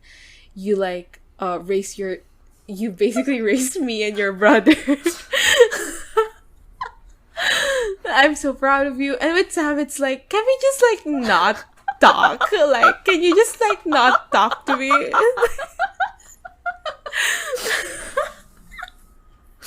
Yeah, Sam, stop. Why are you so angry just because you are mad? Get me coffee. Get me coffee, Sam. So Sam leaves, and when immediately after he gets out of the room, Dean asks, "What is it, Dad?" John says, "When you were a kid, I'd come home from a hunt, and after what I'd seen, I'd be wrecked. And you come up to me, and you would put your hand on my shoulder, and you'd look me in the eye, and you'd say, 'It's okay, Dad.'" And then John says, "Dean, I'm sorry." Why not say this to Sam? Like, I'm just reiterating what I said, but, like, You can't even say sorry to Sam. You literally kicked him out. Yeah. I get that we're gearing up to what's gonna be said later. Which is something that is also a gear up for the reveal of what was said, you know? I guess it's like weird if they were like, Sammy, I'm proud of you. I love you. I'm sorry for kicking you out. And then later on he was like, kill that guy. John continues that like Dean shouldn't have been the one to say that to him. And he says that he put too much on Dean's shoulder. He made Dean grow up too fast. He says, you took care of Sammy. You took care of me. You did that. And you didn't complain. Not once. I just want you to know that I am so proud of you. Dean asks, is this really you talking? And then John says like, yes, it's me. Dean says like, why are you saying this stuff, Dad? John tells Dean that he should watch out for Sam. And Dean says, of course, Dad, like, I'm gonna do that, whether you tell me or not. You're scaring me. John says, don't be scared, Dean. And then he leans in to Dean's ear and whispers something. Dean, like, has this shocked look on his face as he pulls back. And John walks away and Dean just stares at him. Yeah, John, like, gives him a little teary, like, smile and nod after that. Don't smile and nod! Ugh. Like, I get that it's supposed to be, like, we're not supposed to know, right? Like, what is being said here at the first watch.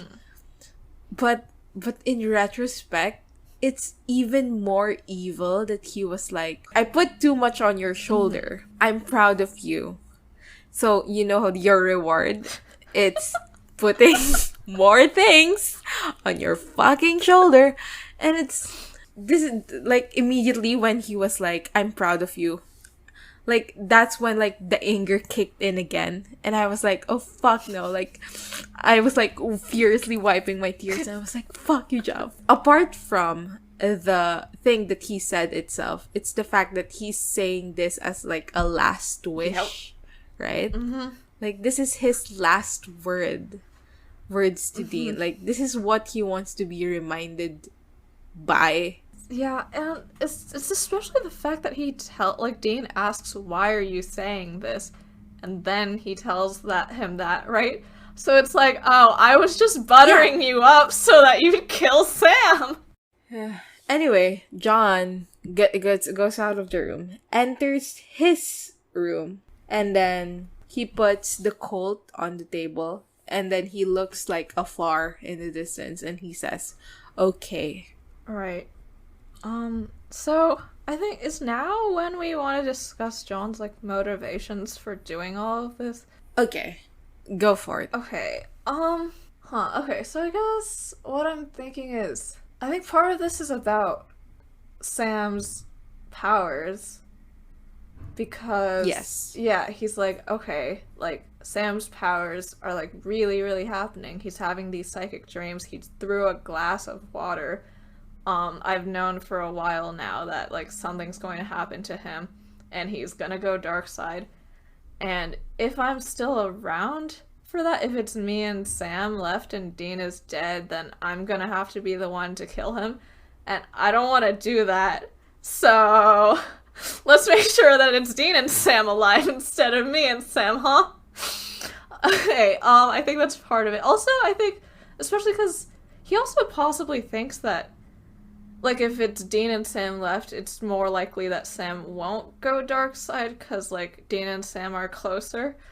And, like, he'd be able to, yeah. That's basically, like, I was gonna say that maybe the more charitable way to look at it is that he just, like, if, like Sam said earlier, if it was just John and him, they just fucking kill each other, you know? Like, because they hate each other.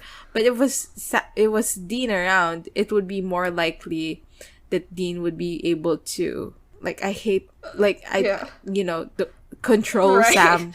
Like, well, Dean sure does in do a negative that in way. later seasons. Sam is more likely to listen to Dean. Because what he says specifically, if I remember correctly, is like, if you can't save him, kill him. Right. So he's still betting on the saving, you know? I think he is more convinced that if it was just him, he would not be able to do that. And then I think another reason is that he's been chasing Azazel for 23 years.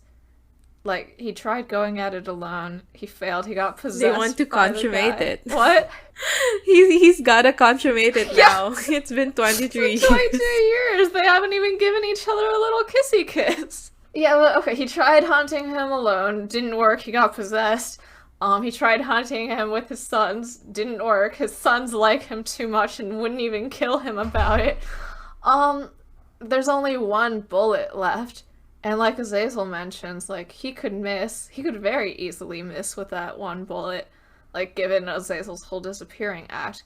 So it's like, if John stays alive, he has one bullet left, and he has this hunt, and he thinks that he will probably fail. So, like, one way to not ever fail is to give up the cult and give up his life, so he won't be in the embarrassing position of, I missed with the gun once and now I don't know what to do anymore. I mean, there is also the reading that he just loves Dean. Sure. But even saying that is making me fucking laugh, so. I mean, yeah, I'm sure that is part of it. But, like, I think it's also the fact that he didn't try any other ways, that he just picked this way, and he's been, like, stuck on this way since the moment he heard Dean wasn't gonna wake up. So, like, yeah, I feel like if he loved Dean, he would have tried a few more things first instead of, like, here's my get-out-of-jail-free card, woo!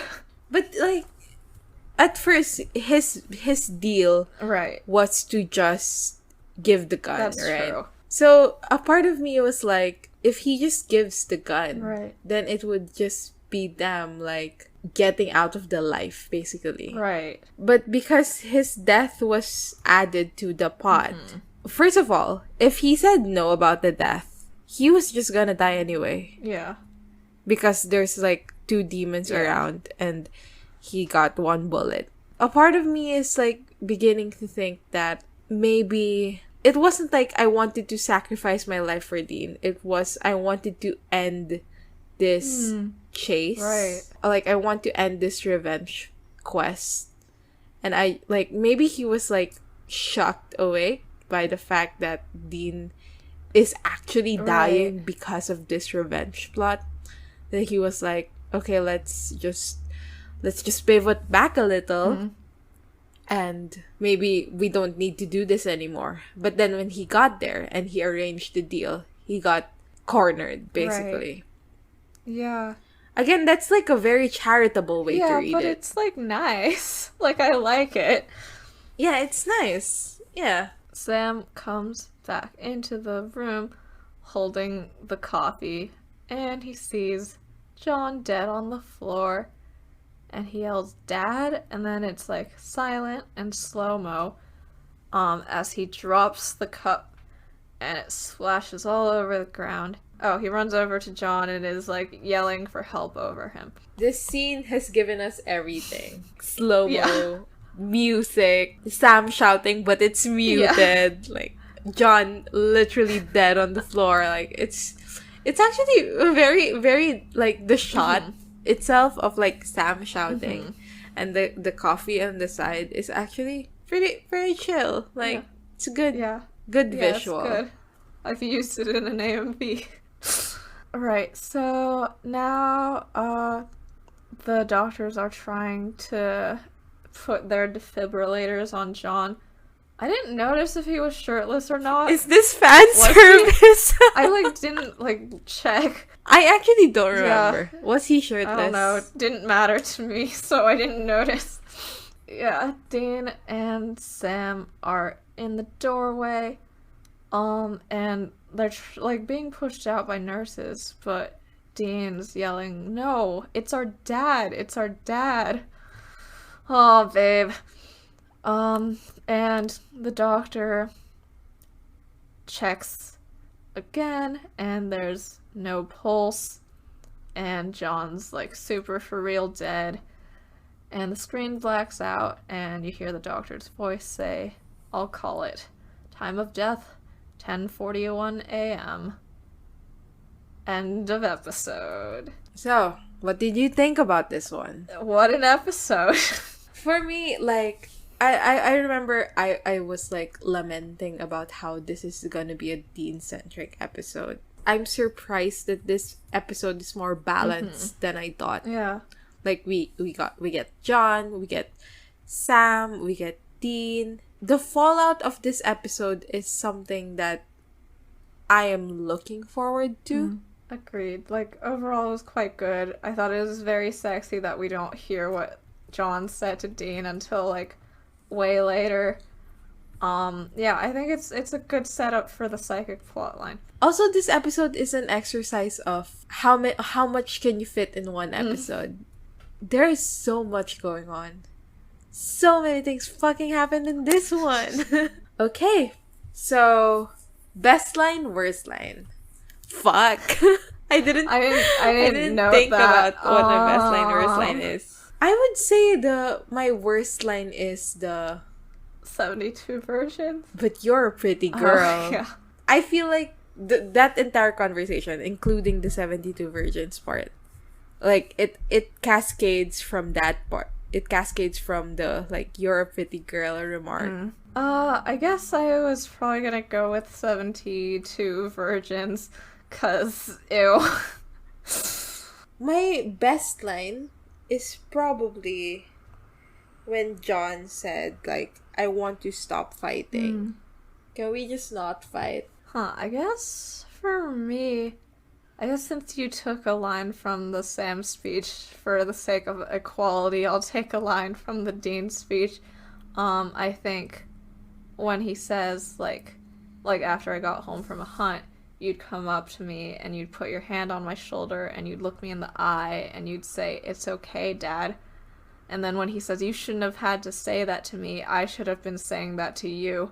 Like, I think that was a good line. So, IMDb rating. What is your guess for the score of the IMDb of this episode? I mean, I feel like it should be high. So I remember the finale got a 9.2. So, I mean, maybe I would give this like a 9 as a guess. This is definitely better than the finale of season 1. But, like, I guess, I feel like finales I'll just give get it, high. I'll bump it higher. I'll buy it at 9.3. Okay. Ha! 9.2. Oh, nice. Good job. Okay, someone just said that their favorite part was Dean saying, "Dude, I full-on Swayze'd that mother." Are you sure? You are not invited on the best line, worst line section of Bad Pod. All the reviews that are right now are like 9 or 10. That's very telling. I don't know how to make this part entertaining. We should say something, at least one thing funny. I was really happy that they gave us the time of death at 10:41 a.m. So every day at 10:41 a.m. I can cheer a little. You get to do a little dance. Yeah. Is that the funny bit? I don't know. Is it? You know what? Let's just fucking end the podcast. Just the entire podcast, not just the episode. All of it.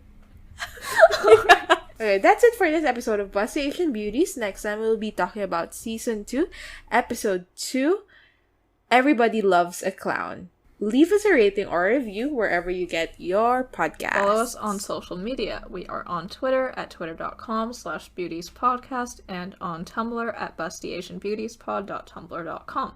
Our official tag is BABPOD, BABPod. And thanks to everyone who's donated to our Ko-fi at ko-fi.com/bustyasianbeautiespod. I just want to mention too that last week we did a YouTube premiere for a season 1 music video, and to all the people who came for that one, thank you so much. We had fun, and we hope you had fun too.